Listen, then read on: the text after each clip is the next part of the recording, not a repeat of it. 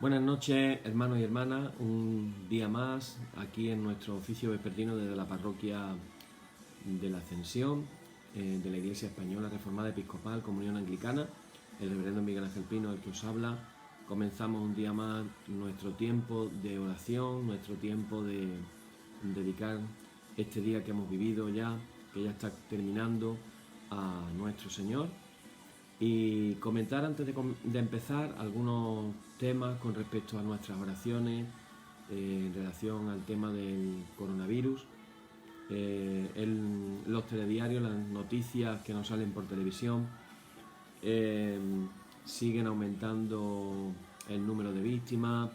Se sigue planteando la cuestión de que la cosa va cada vez peor nuevamente. Y se nos vuelven a plantear escenarios de cierre de negocios. Por ejemplo, se están cerrando en España todo lo que son los negocios del ocio nocturno a partir de la semana que viene en la mayoría de las comunidades españolas. Todavía no se tiene claro el plan que hay para la vuelta al colegio.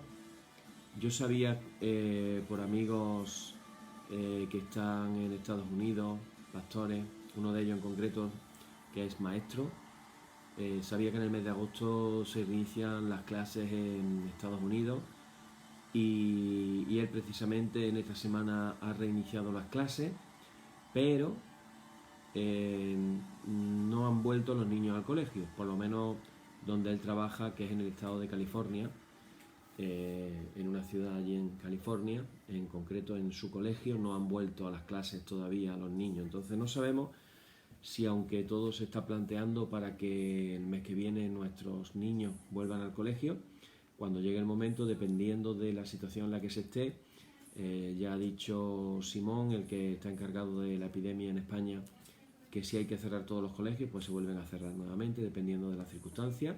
Así que, hermanos, sigamos orando.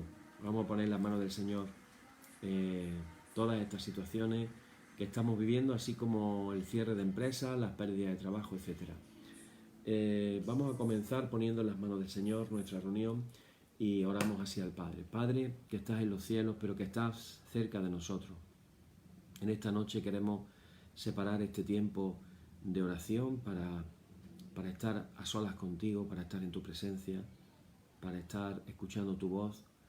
Señor, queremos acercarnos a ti y traer nuestras peticiones delante de ti. Queremos pedirte, Señor, por nuestros jóvenes sin trabajo, para que puedan surgir nuevas maneras creativas de sacar los problemas económicos adelante. Te pedimos, Señor, que tú nos des estrategias también como iglesia para ayudar a los necesitados, que tú nos des estrategias para que pueda haber una ayuda entre los mismos hermanos en las diferentes parroquias. Te pedimos por la Iglesia Universal de una manera especial, Señor, para estos tiempos confusos y tiempos nuevos, en los que habrá que hacer cosas diferentes, para que tú, Señor, dirijas nuestros pasos. En el nombre de Jesús, amén. Y comenzamos, hermanos, nuestra liturgia diciendo: en el nombre de nuestro Señor Jesucristo, sea luz y paz. Amén. Desde el nacimiento del sol hasta donde se pone, sea alabado el nombre del Señor, sea el nombre del Señor bendito desde ahora y para siempre. Oh Dios, cuyo nombre es bendito desde la salida del sol hasta su ocaso, llena de ciencia nuestros corazones y abre nuestros labios en tu alabanza, para que, como eres bendito con el debido honor por todos los siglos, así seas alabado de oriente a occidente por todas las naciones. Amén. Por tu misericordia, oh Dios nuestro, que eres bendito y vives y gobiernas todas las cosas por los siglos de los siglos. Amén. Leemos el número 3 de nuestra liturgia, que dice: ensálzate, oh Dios, sobre los cielos, y sobre toda la tierra sea ensalzada tu gloria. Oíd el resumen que nuestro divino Maestro ha hecho de los mandamientos de Dios. Amarás al Señor tu Dios con todo tu corazón y con toda tu alma y con toda tu mente. Este es el primero y el grande mandamiento, y el segundo es semejante a este: amarás a tu prójimo como a ti mismo. De estos dos mandamientos pende toda la ley y los profetas, y a nosotros, discípulos suyos, nos ha dado Jesús un mandamiento nuevo, diciendo: este es mi mandamiento, que os améis los unos a los otros como yo os he amado. En esto conocerán todos que sois mis discípulos, si tuviereis amor los unos con los otros. Y oramos todos juntos ahora diciendo: Señor Jesucristo, sin cuya ayuda nada podemos hacer, vive en nosotros y capacítanos con tu gracia, para que llevando mucho fruto demos gloria al Padre Celestial. Amén. Hermanos muy amados, reconociendo con sinceridad cuán lejos estamos de haber cumplido fielmente la voluntad del Señor, humillémonos en su presencia y con un corazón contrito confesemos todas nuestras culpas y transgresiones, seguros de que Él oirá nuestra súplica. Y oramos todos juntos, diciendo: Padre omnipotente y misericordioso, la confusión y la vergüenza no nos deja levantar nuestro rostro en tu presencia. Por eso, con humildad y con dolor de corazón, confesamos que nos hemos desviado de tu sendero y como ovejas perdidas hemos andado descarriados fuera de tus caminos. Hemos seguido desordenadamente las intenciones y deseos de nuestro propio corazón. Hemos roto tus santos mandamientos. Además de no hacer lo que debíamos, hemos hecho lo que no estaba bien hacer. Por eso, Señor, ten misericordia de nosotros, pobres pecadores. Perdona, oh Dios, a los que confiesan sus culpas, restaura a los que se arrepienten según tus promesas declaradas a toda la humanidad en Jesucristo nuestro Señor. Amén. Y el Señor Jesucristo, que tiene la potestad de perdonar pecado sobre la tierra y que no desecha al pecador que a él acude para salud, oiga vuestros ruegos, perdone todos vuestros pecados y os conceda su Santo Espíritu para que vuestra vida sea de aquí en adelante pura y santa, hasta que seáis recibidos en el eterno goce de su gloria, en las mansiones del Padre Celestial. Amén. El Señor sea siempre con vosotros. Que el Señor esté ahí en vuestras casas de una manera especial, podéis experimentarlo y sentirlo. Y decimos el lauda después de la Trinidad hasta el Adviento, que dice: alabaré al Señor conforme a su justicia y cantaré al nombre de Jehová el Altísimo. Aleluya. Te ensalzaré, mi Dios y Rey, y bendeciré tu nombre para siempre jamás. Gloria y honor al Padre y al Hijo y al Espíritu Santo, por los siglos de los siglos. Amén. Señor, abre nuestros labios, y nuestra boca anunciará tu alabanza. Hermanos, vamos hoy a leer, hace ya mucho tiempo que no lo leemos, vamos a orar el Salmo 23, Salmo de David, uno de los salmos más bonitos de la Biblia, una preciosidad de salmo. Vamos a orarlo y vamos a hacerlo con fe. Vamos a decir así: el Señor es mi pastor, nada me faltará.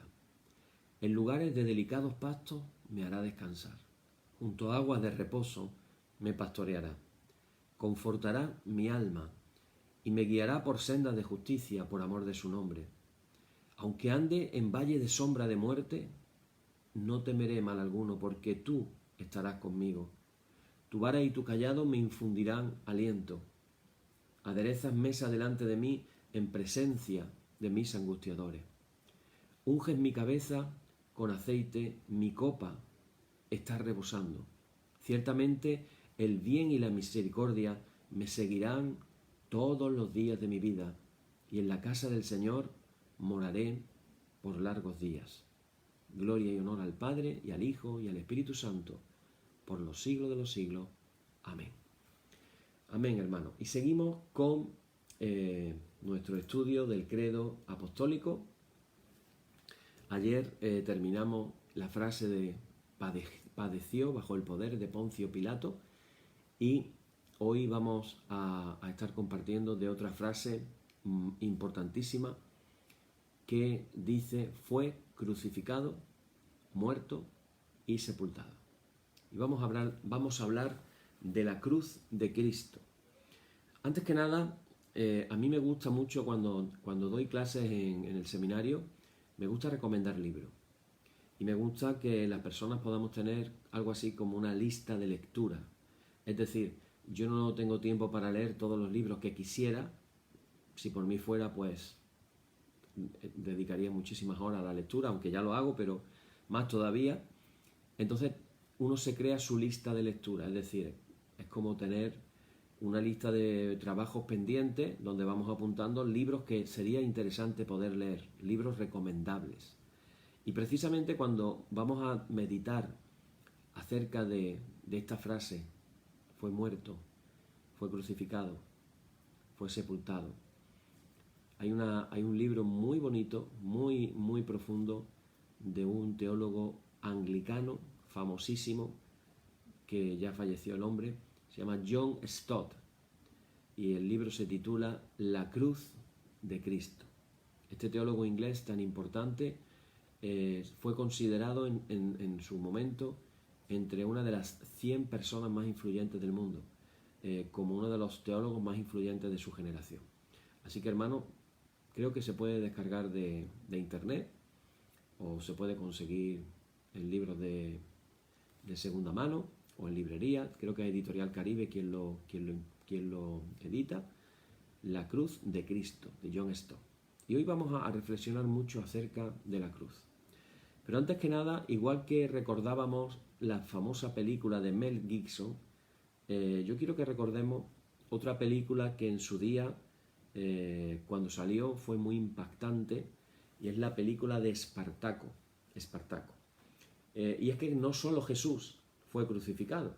En la historia se cuentan por millares los que colgaron de esas cruces los romanos y los levantaron como parte de la brutal represión que el Imperio Romano ejercía sobre los territorios conquistados. Este suplicio era extremadamente cruel y extremadamente humillante. Tanto es así que era un suplicio que solamente estaba reservado para aquellos que no fueran ciudadanos romanos libres.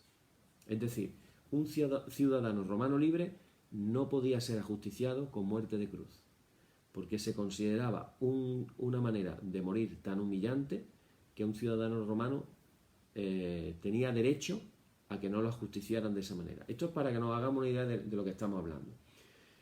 Era muy típico las crucifixiones en masa, que ocurrían particularmente cuando había revueltas de esclavos, como aquella que sucedió en el año 71 a.C., que fue la famosa que lideró Espartaco, la película que hemos visto. El propio Jesús, se nos cuenta la historia de que fue crucificado. Siempre que pensamos en la cruz del Calvario nos acordamos de 3 cruces. Jesús fue crucificado en medio de 2 malhechores. Ya sabemos que uno llegó al paraíso con Jesús en ese mismo día, pero el otro no. Ahora bien, aunque Jesús no fue ni ha sido el único crucificado de la historia, lo que sí es verdad que la fe cristiana le ha dado un significado singular a esta manera de morir de Jesús, que ha llegado a convertirse en el símbolo de nuestra fe. Por la muerte de Jesús en la cruz, yo llevo aquí una cruz, yo la llevo sin el Cristo, porque Jesús ha resucitado y está sentado a la diestra de Dios. Entonces ya en la cruz no está Cristo. Cristo está sentado a la derecha del Padre. Entonces, pero sí es el símbolo, esta cruz es el símbolo del cristianismo, la cruz. Bueno, la primera pregunta por la que voy a comenzar hoy es la siguiente. ¿Qué es lo que distingue a Jesús de los demás crucificados, tanto ayer como a los crucificados de hoy? Porque también hemos comentado como en el siglo XX hay una larga lista de personas que han sufrido de muerte violenta. Si hablamos de la cruz como una muerte violenta, es en el día de hoy en España una mujer rumana ha sido muerta por su expareja en un caso nuevo de violencia en el que el hombre mata a su ex mujer. Así que es un caso de muerte violenta. Hay una larga lista de nombres de mártires, como por ejemplo el pastor Martin Luther King, un pastor baptista en el estado de Georgia, un luchador por los derechos de la raza negra en los años 60, fue muerto de un disparo y se secó de cierta manera su vida siendo muy joven, y está considerado también como uno de los mártires del siglo XX. Por cierto, a estos mártires del siglo XX, en la catedral donde está situado el Palacio de Lambeth, el arzobispo de Canterbury, hay una estela donde aparecen nombres de mártires modernos. Otro mártir que se me puede ocurrir es el obispo Óscar Romero, junto con otros sacerdotes en El Salvador. También en los años 70 estaban diciendo la misa, entró un grupo de personas armadas y paramilitares y dispararon y terminaron con sus vidas. A lo mejor no nos tenemos que ir tan lejos. En la República Española, en el siglo XX, estamos hablando del año 36, antes del año 36, en la violencia que fue acrecentándose entre los bandos republicanos de izquierdas y la gente de derechas, hubo una masacre de curas, frailes y monjas. Y hubo muchos mártires. Yo fui un estudiante en el bachillerato. Para los que no lo saben, yo fui seminarista católico de una orden religiosa, la Orden de los Trinitarios, y donde yo estudiaba habían matado en el tiempo de la guerra a por lo menos 50 y tantos frailes. Y teníamos un fraile ya anciano en el convento. Había dos sacerdotes que se llamaban Fidel, de nombre. A uno le llamábamos cariñosamente Fidelín, y a otro le llamábamos Fidelón. Pues te puedes imaginar el tamaño de Fidelín y el tamaño de Fidelón. Fidelín era nuestro profesor de física, una persona maravillosa, y Fidelón era este hombre anciano del País Vasco, como decimos en España, un chicarrón del norte, es decir, un hombre grande, fuerte. Y este hombre fue un superviviente de los mártires que hubo en la guerra civil. Este hombre lo llevaron a un barranco junto con otros compañeros del convento, lo pusieron delante de los que lo iban a justiciar, disparándoles. Entonces les dispararon y conforme los disparaban iban cayendo por el barranco. O sea, si no morían de la bala o de las balas, morían del golpe que se daban cuando llegaban al barranco. Y este hombre pues fue ajusticiado. Y estando en el barranco, pues resulta que el hombre despierta porque no está muerto, pero cuando se va a levantar se da cuenta de que tiene casi las tripas fuera. Perdón si alguien no ha cenado todavía. Y este hombre cuenta cómo le pidió ayuda a Dios con varios disparos en el cuerpo. Después de hacer una oración, cogió sus tripas, se las metió dentro, se puso las manos así, se levantó y fue a pedir ayuda. Y el hombre sobrevivió. Pero en ese convento había 50 y tantos frailes que fueron muertos simplemente por ser frailes. Es decir, no es que fueran gente política, es que relacionaban a la iglesia con la clase, vamos a decir, de derechas, y hubo un anticlericalismo en España impresionante. Hemos visto las imágenes de las bombas puestas en las iglesias coptas en Egipto. Hemos visto cómo en países musulmanes se matan a los cristianos, cómo el Estado Islámico se ha regodeado en matar cristianos en su famosa guerra santa contra el infiel, y el infiel son los cristianos. Así que en el siglo XXI, hermano, en el siglo XX ha habido muchísimos mártires, y no se nos pueden olvidar las víctimas de las hogueras, o también otra forma de injusticia, las víctimas de las personas que han muerto y que actualmente están muriendo de hambre por todo el mundo. Gente que muere de hambre. Se dice que cada 21 segundos muere un niño de hambre, desnutrido. Otra muerte terrible y horrenda. Así que la cruz de Jesús es como que sumergiera de entre la normalidad de la violencia que ha caracterizado, reconozcámoslo, a la raza humana desde aquel suceso famoso de Caín y de Abel. Y volvemos a preguntarnos, ¿qué es lo que tiene de especial la cruz de Cristo? Y aquí hablamos y es digno de mención lo escueto que es también el credo al hablar de este tema. Recordar que la frase es: fue crucificado, muerto y sepultado. No entra en detalles de palabras, no entra en detalles de los gestos de Jesús. Lo que está realzando es la cruz. Lo que está haciendo énfasis es la cruz. También en los evangelios y en los demás libros del Nuevo Testamento, hermanos, es curioso cómo la pasión y la muerte de Cristo ocupan un lugar central. Cuando tú miras el número de capítulos dedicados a la última semana de Jesús, que fue cuando fue crucificado, te darás cuenta de que por el número de capítulos que dedican los evangelios es el tema central de la predicación del evangelio. Acordaros que los evangelios eran testimonios orales antes de llevarse a ponerse por escrito. Y en esos testimonios orales la parte fundamental era la cruz de Cristo. Por eso fijaros las palabras de Pablo. Si me seguís en la Biblia, en 1 Corintios capítulo 2, versículo 2, fijaros las palabras de Pablo.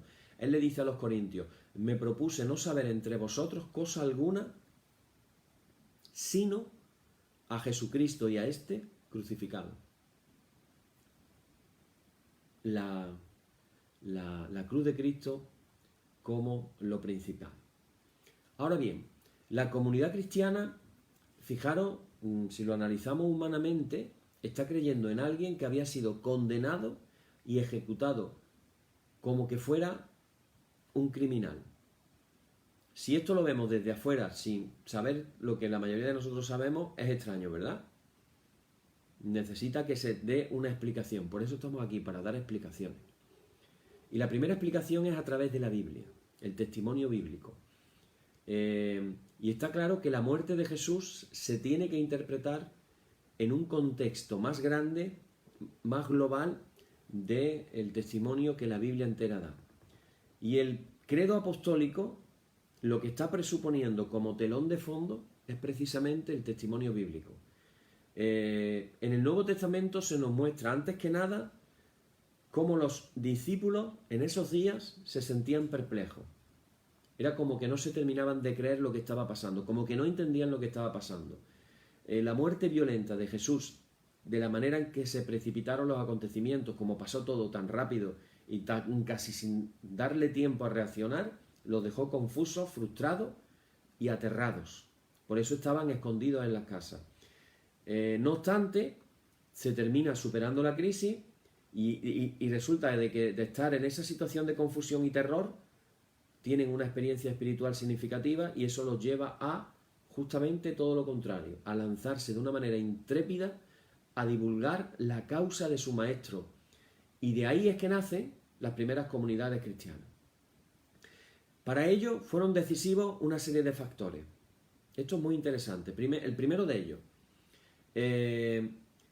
Ellos tuvieron que recordar qué palabras fueron las que Jesús había dicho. ¿Qué era lo que Jesús había predicado? Para tratar de entender el por qué Jesús muere en una cruz, ellos tienen que quedarse a reflexionar, a meditar, a hacer una introspección, a acordarse. Yo me los imagino a ellos reunidos en círculo orando y diciéndose uno a otro: ¿te acuerdas cuando Jesús dijo esto? ¿Te acuerdas cuando Jesús dijo lo otro? ¿Te acuerdas que entonces dijo no sé qué y tú le preguntaste y él te respondió? En ese ambiente de tratar de recordar, ¿qué es lo que sucede? Sucede que ellos se dan cuenta y se acuerdan de los pronunciamientos que Jesús hizo de que él sería martirizado. Él moriría mártir, él moriría. Llegan a comprender la muerte en la cruz como la parte integrante de la misión de Jesús. No es una casualidad. No es que han matado a Jesús. La muerte de Jesús es parte de la misión que tenía Jesús. Y ese conocimiento es un conocimiento al que parece que ellos en su confusión se estaban resistiendo. Pero fijaros, cuando luego se escriben los evangelios, y se supone que el primer evangelio que se escribió fue el evangelio de Marcos, cuando luego escriben el evangelio años después, fijaros que dice Marcos capítulo 8, versículo 31 y siguiente, dice: y comenzó, hablando de Jesús, a enseñarles que le era necesario al Hijo del Hombre padecer mucho y ser desechado por los ancianos, por los principales sacerdotes y por los escribas, y ser muerto y resucitar después de 3 días. Ellos tuvieron que reflexionar acerca del sentido de la muerte de Jesús. Luego les pasa otra cosa. Después de la muerte de Jesús y de la resurrección también les pasa otra cosa. Comienza una reflexión acerca de todo lo que se dice en el Antiguo Testamento, todo lo que se predice en el Antiguo Testamento acerca de Jesús. No tenemos tiempo hoy, pero si tú puedes en tu casa, trata de leerlo. Es muy bonito y es interesante recordarlo. El famoso capítulo 53 del profeta Isaías. Isaías 53, donde se habla y se predice de ese varón de dolores. Y ahí comienza a describir prácticamente las cosas que Jesús vivió en su misión. Ellos comienzan a leer las antiguas profecías, empiezan a recibir una interpretación. Por eso, cuando se escriben los evangelios, hay tanta palabra profética del Antiguo Testamento. ¿Y entonces qué pasa? Entonces ellos mismos descubren que la cruz no es otra cosa que un designio divino. Fijaros estos versículos. Permitidme que lea hoy algunos versículos. En 1 Corintios capítulo 15, versículo 3 dice, Pablo, dice, porque primeramente os he enseñado lo mismo que recibí, que Cristo murió por nuestros pecados conforme a las Escrituras. Cuando se dice esta expresión, conforme a las Escrituras, es que hay escrituras proféticas en el Antiguo Testamento que corroboran las palabras que Pablo está diciendo. Un discípulo de Pablo, Lucas, en el capítulo 24, versículo 26, dice, ¿no era necesario que el Cristo padeciera estas cosas y que entrara en su gloria? Y dice también en Lucas, en el libro de Hechos, en el capítulo 3, versículo 18, dice, pero Dios ha cumplido así lo que había anunciado antes por boca de sus profetas, que su Cristo había de padecer. Luego viene la experiencia de la Pascua. Me refiero a la resurrección de Jesús. Jesús se aparece a las mujeres, a los discípulos y se aparece a muchas otras personas, como todos sabemos.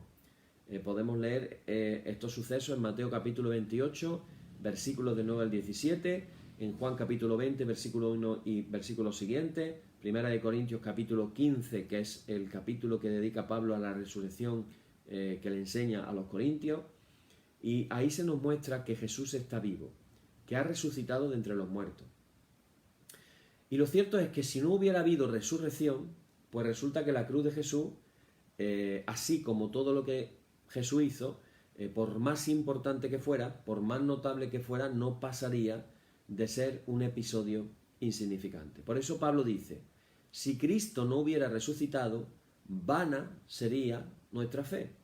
Así que no solamente es importante la cruz, sino que también es tremendamente trascendental la resurrección. Por eso la Pascua, cuando decimos la Pascua, nos estamos refiriendo al paso de la muerte a la vida de Jesús.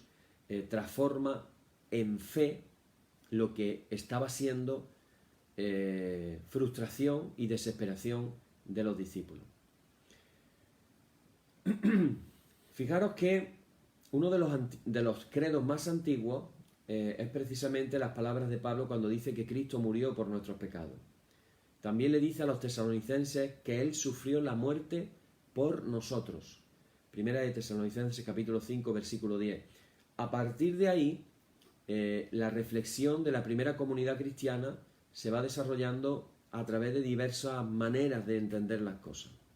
En el discurso del Nuevo Testamento vemos que hay una riqueza y una variedad de expresiones muy grande. Yo voy a decir algunas. La cruz podía ser vista como el típico martirio de profeta. Y Jesús mismo había aludido a eso. En el Evangelio de Mateo, lo podéis leer en casa, capítulo 23, versículo 37, y Lucas 13, 33, se habla de esas palabras de Jesús. Pero resulta que Jesús es más que un profeta. Y las dimensiones de su muerte se nos revelan como mucho más profundas. No es simplemente la muerte de un profeta, es algo más profundo. Juan, el apóstol Juan, sabe recoger la tradición de las palabras de Juan el Bautista, cuando Juan el Bautista dijo: «He aquí el Cordero de Dios que quita el pecado del mundo».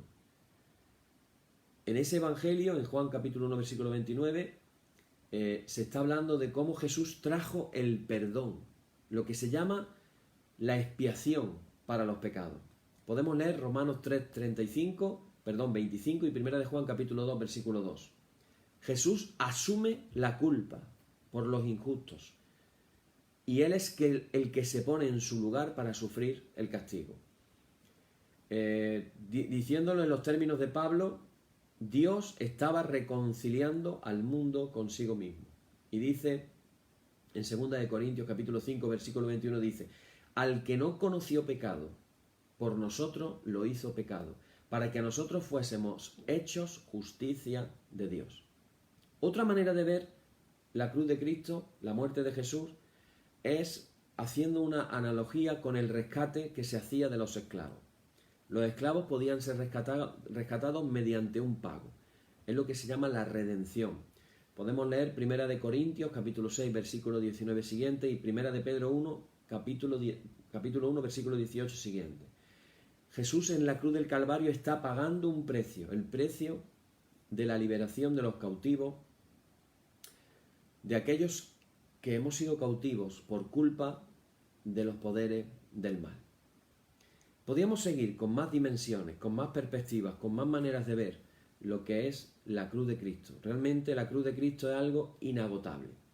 En la misma tradición acerca de la Santa Cena, el propio Jesús nos dice que la nueva alianza se firma por su sangre. Marcos capítulo 14 versículo 24, y también nos lo recuerda Pablo en 1 de Corintios 11 versículo 25. El escritor de la carta a los Hebreos, incluso de una manera muy coherente, él entrevé en la cruz ese autosacrificio del sumo sacerdote Jesús, que está inaugurando un nuevo culto a Dios. Es decir, a través del sacrificio de Jesús en la cruz, la antigua alianza se queda atrás para instaurarse una nueva alianza con un nuevo tipo de sacrificio. ¿Os acordáis de aquellas palabras que le dijo Jesús a la samaritana? Jesús le dijo a la samaritana: «Dios es espíritu, y los que le adoran en espíritu y en verdad es necesario que le adoren». Un nuevo tipo de culto. Llegará la hora, decía Jesús, que ya no se adorará ni en Samaria, ni en el templo de Jerusalén. Habrá otro tipo de culto, otro tipo de adoración. Por la cruz podemos decir que esta persona histórica, Jesús, un personaje histórico, hemos sido salvados, justificados y requeridos para el servicio de Dios. Por eso Pablo dice: «No reine pues el pecado en vuestro cuerpo mortal, de modo que lo obedezcáis en sus concupiscencias». También dice: «Ni tampoco presentéis vuestros miembros al pecado como instrumentos de iniquidad, sino presentaos vosotros mismos a Dios como vivos de entre los muertos y vuestros miembros a Dios como instrumentos de justicia». Romanos capítulo 6, versículo 12 y siguiente. Y también dice Pablo: «Porque el que en el Señor fue llamado siendo esclavo, liberto es del Señor. Asimismo, el que fue llamado siendo libre, esclavo es de Cristo». Así que hay un testimonio en el Nuevo Testamento, hermanos, riquísimo acerca de lo que significa la muerte de Jesús, lo que significa la cruz. Pero aún así, tenemos que reconocer que desde un punto de vista de la razón o desde una mirada simplemente humana, la palabra de la cruz a día de hoy todavía sigue pareciéndonos una locura a los ojos del mundo. Pero a los que creen, como dice Pablo, es sabiduría de Dios. 1 de Corintios 1, versículo 18. Porque la palabra de la cruz es locura a los que se pierden, pero a los que se salvan, esto de nosotros, es poder de Dios. Bueno, a lo largo de la historia cristiana ha habido toda una suerte de interpretaciones de la teología acerca del tema de la cruz. Una de ellas tiene que ver, por ejemplo, con el concepto de la expiación, que era familiar en la época, pero que hoy evidentemente ya no lo es. Solamente pongámonos a imaginar las cuestiones. Imaginémonos que a veces no le echamos imaginación. a veces hay libros que hablan del viaje al pasado, ¿no? O viaje al futuro, viaje al pasado. Bueno, hay por ahí un libro, no voy a decir cuál porque si no te vas a querer leerlo y no quiero que leas ese libro, pero te voy a poner un ejemplo. El argumento es de alguien que tiene una máquina del tiempo y viaja al pasado y decide viajar a los tiempos de Jesús. Y ahí empieza a hacer una serie de descripciones. Por ejemplo, en la Pascua. En la Pascua llegaban a Jerusalén literalmente, dicen los estudiosos, cientos de miles de personas a hacer un sacrificio. El sacrificio más característico de la época era sacrificar un cordero. Yo quiero que tú te imagines ya, ¿no? Si se sacrificaban miles de corderos en Jerusalén, en algún lugar de Jerusalén tenían que haber guardados miles de corderos vivos. Yo no sé si alguien de los que me estáis escuchando habéis tenido la experiencia de ver a un cordero vivo, porque, claro, tú ves el corderito o la oveja, la ves desde lejos, la ves en las fotos, qué bonita se ve, ¿verdad? Pues la oveja huele a oveja. Tiene un olor muy característico y muy profundo. No es tan desagradable como el olor del cerdo, pero no es muy agradable tampoco que digamos. Si juntamos miles que comen y hacen después sus necesidades, pues yo quiero que te vayas imaginando los olores. Imagínate los olores.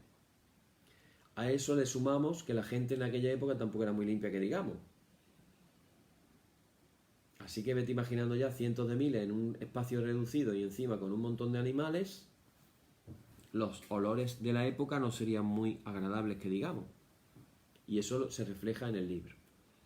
Pero cuando empieza lo que es el sacrificio, el olor de la sangre también es un olor muy característico. Cuando tú sacrificas miles de corderos, pues estamos hablando de olores muy característicos y muy de una determinada manera. ¿Tú te imaginas en esa época asistir al sacrificio de miles de corderos? ¿Cómo te sentirías tú viendo todo eso? Desde tu mentalidad de persona del siglo XXI. Si a eso le sumamos que eres vegetariano, pues ya ni te cuento la crisis en la que tú entras teniendo que vivir esas circunstancias. Ahora estamos hablando de sacrificios de animales. En aquella época había pueblos que sacrificaban personas a los dioses.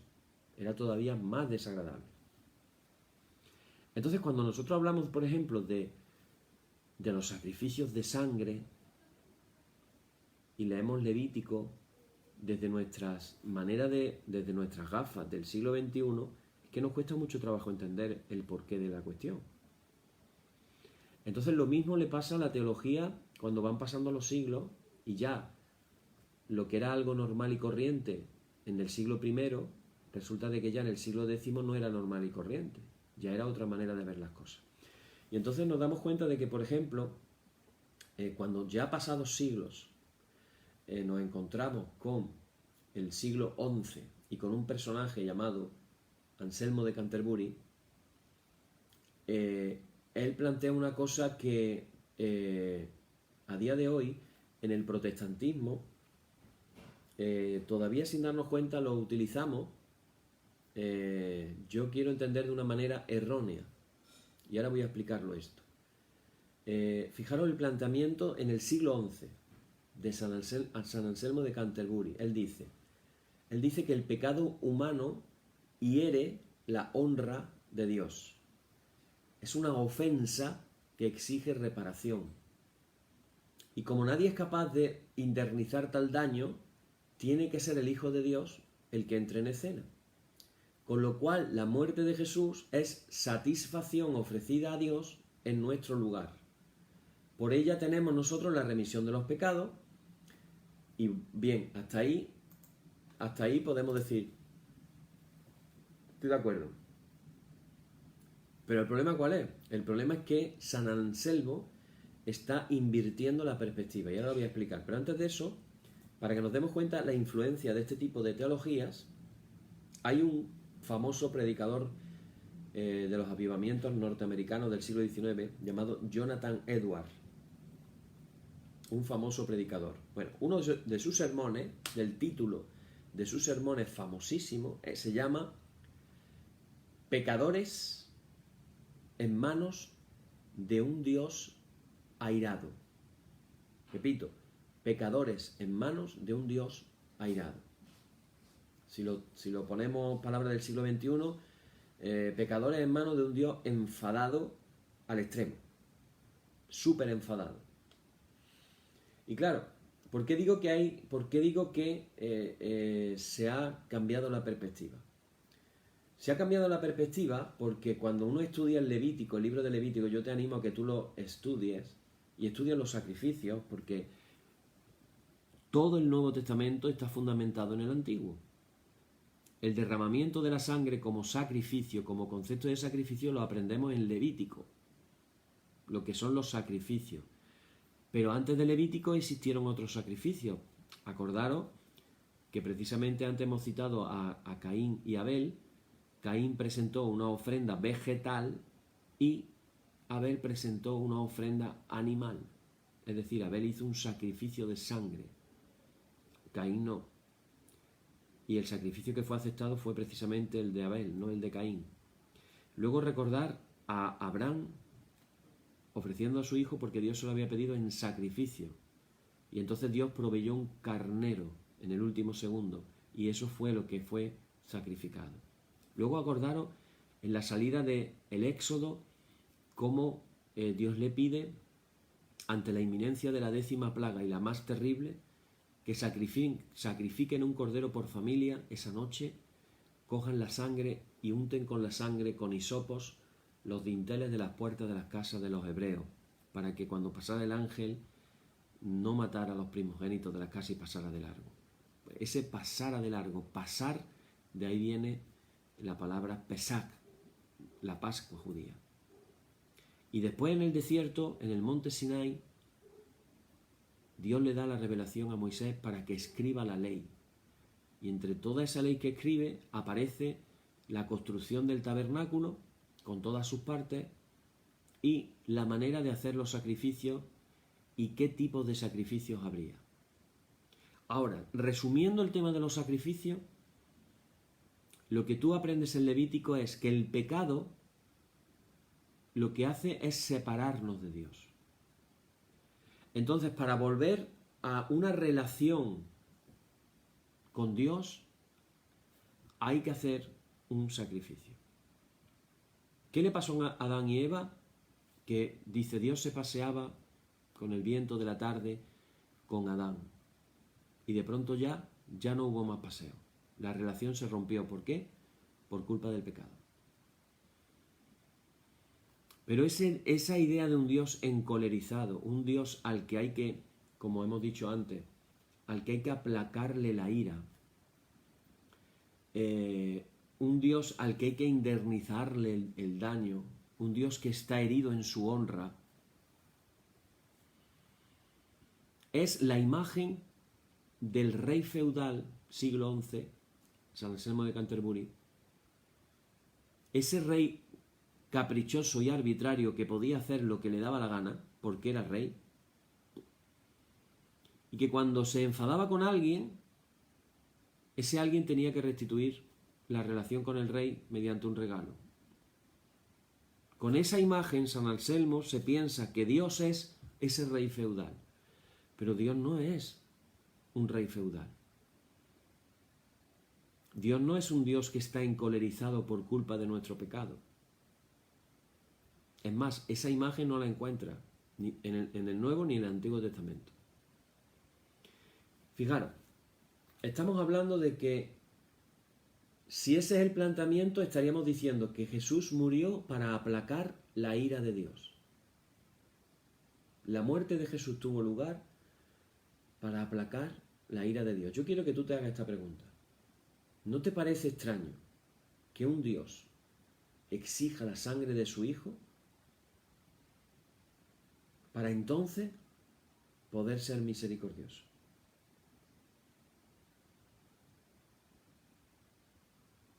¿No te resulta extraño? Sinceramente.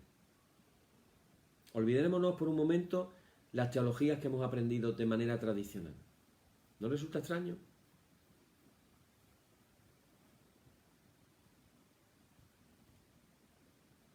¿No resulta extraño que si Dios fuera un Dios airado y Dios se encarnó en Jesús, a Jesús le diera por comer con publicanos y pecadores? Que sus amigos fueran los publicanos y los pecadores. Si estuviera tan airado con ellos, ¿qué hacía comiendo con ellos? ¿No parece ese ser el Dios más parecido al de los fariseos? Que no se juntaban con los pecadores para no mancharse, para no impurificarse. Ese no es entonces el pensamiento bíblico. Es decir, Jesús no vino para reconciliar a Dios, sino al mundo. Es decir, es todo lo contrario. ¿Entendéis lo que es la perspectiva? Jesús no vino para reconciliar a Dios. Jesús vino para reconciliar al mundo con Dios. En el Antiguo Testamento, ¿quién era el beneficiario de la expiación? El pueblo. El pueblo era el beneficiario de la expiación. Por eso en Levítico dice, cuando se hace el sacrificio, se confiesan los pecados, se sacrifica el animal, se restituye la relación con Dios. ¿Y cómo termina aquello? Haciendo una fiesta, una comida con tu familia y con tus amigos. Te comes el resto de la comida, del sacrificio, una parte se la llevaban los sacerdotes y otra parte se la llevaban las personas que se lo comían allí. Era una fiesta. ¿Tú no estarías contento si tu vida se reconciliara con Dios? ¿No estarías contento de saber que Dios está contento contigo? Que Dios es tu amigo, que tú puedas hablar con Dios, que tienes línea abierta para hablar con Dios. Entonces, lo que Pablo dice no era que Cristo ha venido para reconciliar a Dios, sino para reconciliar al mundo con Dios. No estás mirando a Dios, estás mirando al mundo. Fíjate cómo lo dice Juan, el versículo que yo creo que es el más memorizado de todas las iglesias. Fíjate cómo lo dice, porque de tal manera amó Dios al mundo. El versículo no empieza diciendo, Dios estaba tan enfadado y tan encolerizado con el pecado del ser humano que mandó a Jesucristo. ¿Eso dice la Biblia? No, la Biblia dice, porque de tal manera amó Dios al mundo. ¿Qué estaba haciendo Dios cuando mandó a su Hijo? ¿Qué era lo que estaba haciendo Dios cuando mandó a su Hijo? Amando al mundo. Por eso yo te estoy hablando de interpretaciones teológicas que la Iglesia ha ido dando a lo largo de los siglos. Fijaros qué curioso, a mí me encanta, hay un personaje yo sé que a mí me vaya a terminar viendo, como decimos en España, me vayas a terminar viendo mis preferencias.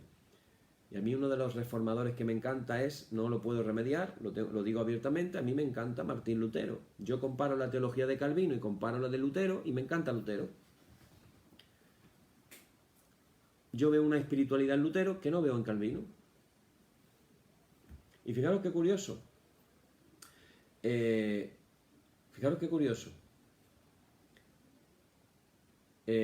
Para Lutero, la cruz es ante todo sinónimo de gracia, no de un imperativo para que la persona coopere en su salvación. Para Lutero, ese por nosotros, Cristo murió por nosotros, tiene una especial importancia. Por eso él dice, Cristo, fijaros las palabras de Lutero, Lutero dice, Cristo me liberó de todos los pecados, de la muerte y del poder del diablo. Y hizo esto no con dinero, sino con su santa y preciosa y su inocente pasión y muerte. Esas son palabras del Catecismo Menor de Lutero. Él se identifica con el pecador y se vuelve maldición en su lugar.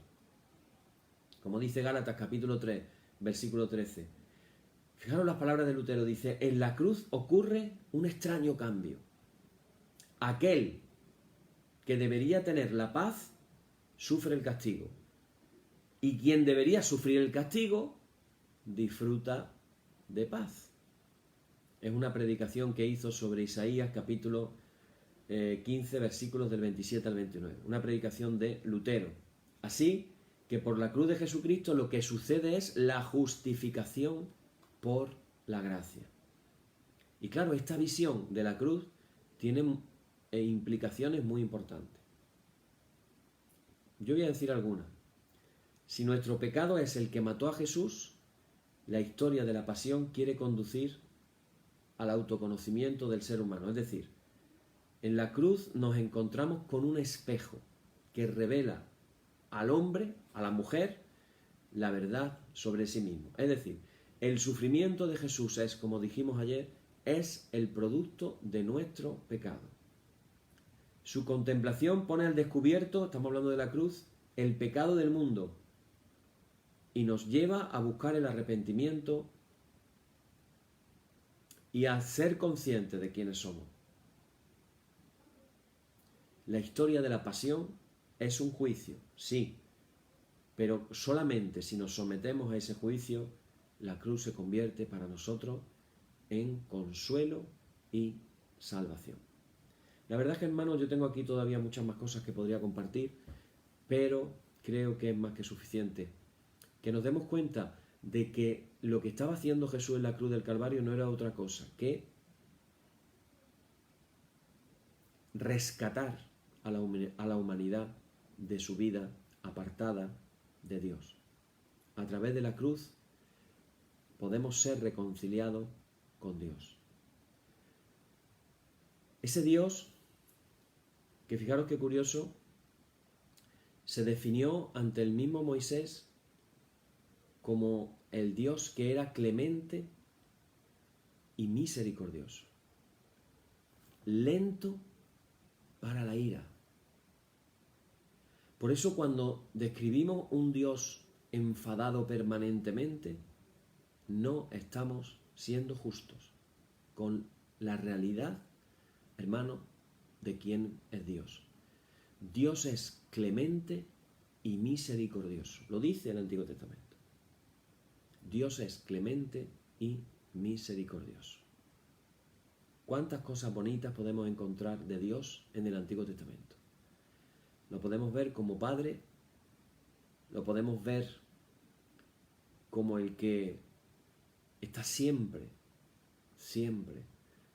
tratando de que su pueblo vuelva a Él, enviándole profetas por el Espíritu Santo para cambiar el rumbo de sus vidas, profetizando la llegada de un Mesías.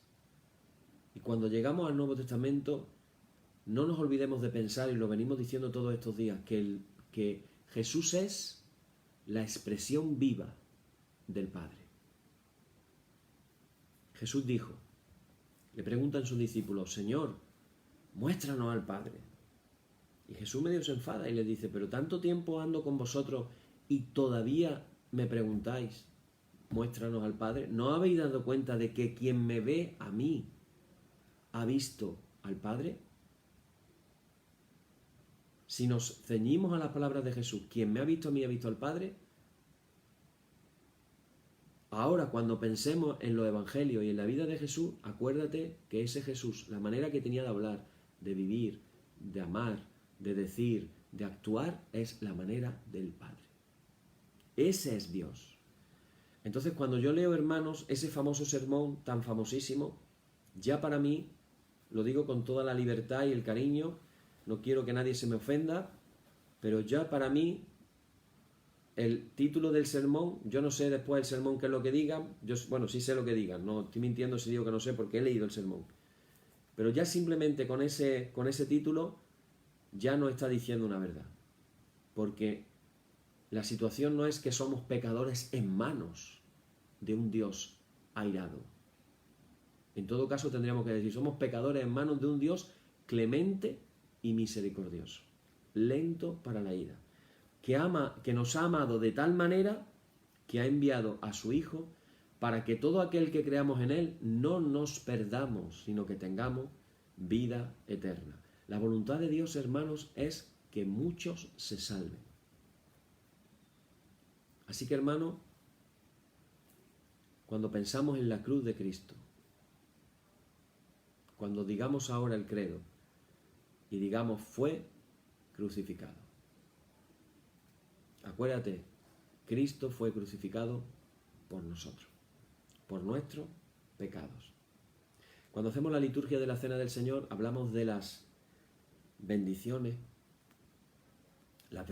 que nos vienen a través del sacrificio de Jesús en la cruz del Calvario. De hecho, es algo muy bonito para reflexionar, para meditar y para orar. Siéntate en algún momento, abre tu corazón, abre tu mente, abre tus manos y dile al Señor con humildad: Señor, te pido que me reveles todo lo que tú has hecho por mí en la cruz del Calvario. Y te vas a dar cuenta de qué maravilla tan tremenda. Amén. Y decimos estas palabras cuando terminamos nuestra enseñanza, siempre terminamos haciendo una declaración que dice: oh Señor, santifícanos en tu verdad, tu palabra es la verdad. Amén. Y ahora vamos a decir todos juntos el credo apostólico. Decimos: creo en Dios Padre Todopoderoso, Creador del cielo y de la tierra, y en Jesucristo, su único Hijo, nuestro Señor, que fue concebido por obra del Espíritu Santo, nació de María Virgen, padeció bajo el poder de Poncio Pilato, fue crucificado, muerto y sepultado. Descendió a los infiernos, al tercer día resucitó de entre los muertos, subió a los cielos, está sentado a la diestra de Dios Padre Todopoderoso, de donde ha de venir a juzgar a los vivos y a los muertos. Creo en el Espíritu Santo, en la Santa Iglesia Universal, la comunión de los santos, el perdón de los pecados, la resurrección de la carne, la vida eterna. Amén. Y ahora decimos todos juntos, en oración también: Señor, ten misericordia de nosotros. Cristo, ten misericordia de nosotros. Señor, ten misericordia de nosotros. Padre nuestro que estás en los cielos, santificado sea tu nombre. Venga a tu reino, y hágase tu voluntad, como en el cielo, así también en la tierra. El pan nuestro de cada día, dánosle hoy, y perdónanos nuestras deudas, así como nosotros perdonamos a nuestros deudores. Y no nos dejes caer en la tentación, mas líbranos del mal. Amén. Librados del mal y confirmados en tu temor, con toda obra buena, oh Trinidad, Dios nuestro, que eres bendito y vives y gobierna todas las cosas por los siglos de los siglos. Amén. Señor, muéstranos tu misericordia y danos tu salud. Llena a tus ministros de virtudes. Padre, te pedimos de una manera especial por los pastores, los presbíteros, los diáconos, aquellos que sirven en tu iglesia. Te pedimos por los líderes denominacionales, te pedimos por los obispos, por los dirigentes de iglesia en el mundo, para que tú los llenes de tus virtudes. Tú que los has llamado, Señor, provéeles tú de todas las herramientas para que puedan servirte con alegría. Señor, también te pedimos que tú des alegría a tu pueblo escogido. Acuérdate siempre de esta congregación y de todas las congregaciones del mundo que tú has poseído desde el principio. Oh Dios, purifica nuestros corazones y no quites de nosotros tu Santo Espíritu. Por la tarde, de mañana y al mediodía, justo es, oh Señor, que te alabemos.